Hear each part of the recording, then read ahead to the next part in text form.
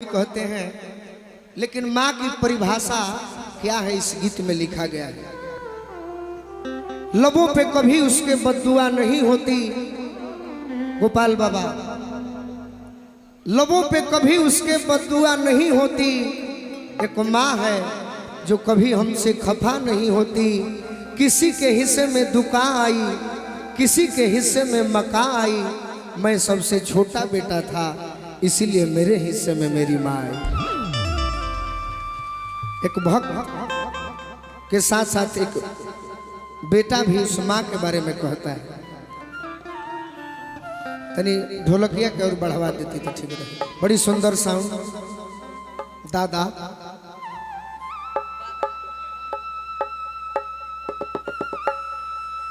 देखिए तो गोपाल बाबा को हिंदी तैयारी में बा। भोजपुरी का लड़का हिंदी हो गई तो बुझाई कि भोजपुरी है, बाकी बड़ी अच्छा भजन बा। अगर मान ममता अरे लुटाई न होती, अगर मान ममता लुटाई न होती, तो ममता मई माँ कहाई न होती। अगर मान ममता लुटाई न होती, अगर मान ममता लुटाई न होती, तो ममता मई माँ कहाई न होती। अगर मान ममता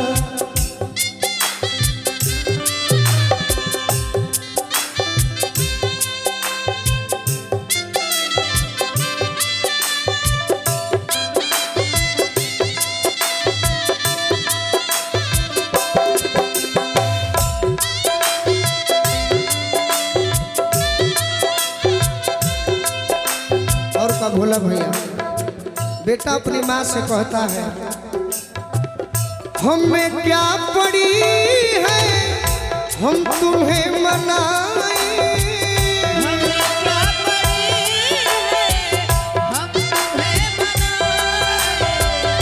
हमें क्या पड़ी है हम तुम्हें मनाए, हमें क्या पड़ी है हम तुम्हें मनाए। हमारा तो हक है कि हम रूठ जाए, हमारा तो हक है कि हम रूठ जाए। बेटा कहता है कि हमारा कौन काम बा कि हम तहरा के मनाई, हमारा हक बा कि हम रूठ जाए। उसी टाइम बेटा कहता है, अगर माँ मनाने तू आई न होती, अगर माँ मनाने तू आई न होती, तो ममता मई माँ कहाई न होती।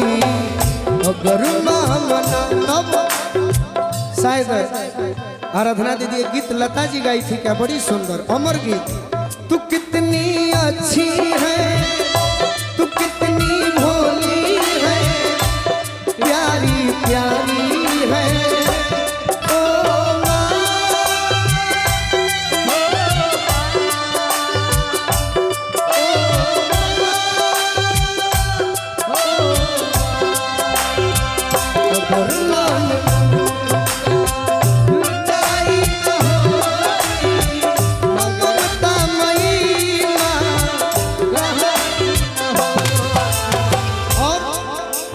बेटा कहता है, फटकार देना फुटकार देना,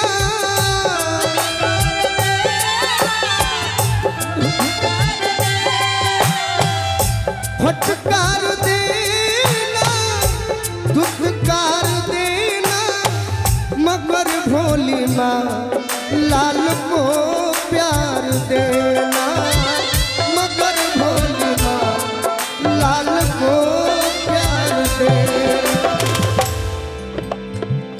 अगर मान बिगड़ी माँ का ही कृपा है सरकार कि बलिया जिला में 2 गोली हमने मंच पर खाया था।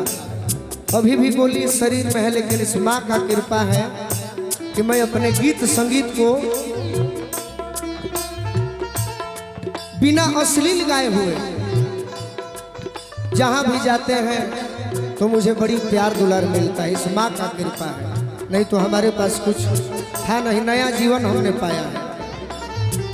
अभी भी हाथ काम नहीं करता, लेकिन गीत संगीत ऐसा एक चीज है जो लगाव हो गया तो छूटा नहीं तो हमने कब का छोड़ दिया था। लेकिन यही माँ और जन्म जिस माँ ने दिया है वो गवा रही है।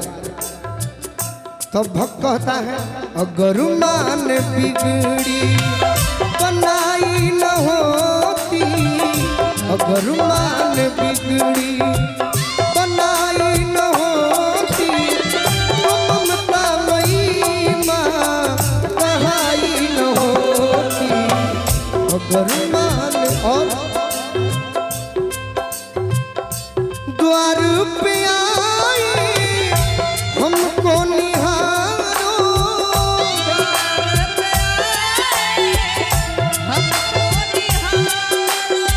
अरे खोई हुई तकदीर सवारो, खोई हुई तकदीर सवारो। अगर माँ की ज्योति, अगर माँ की ज्योति, एक बार जो भी अपने माँ से प्रेम करते होंगे एक बार दोनों हाथ उठा के अपने अपने माता पिता के लिए जोरदार ताली आप लोग बजा दीजिए। अगर माँ की ज्योति जलाई न होती, अगर माँ की ज्योति जलाई न होती, तो ममता मई माँ कहाई न होती। अगर माँ ने ममता लुटाई न होती, अगर माँ ने ममता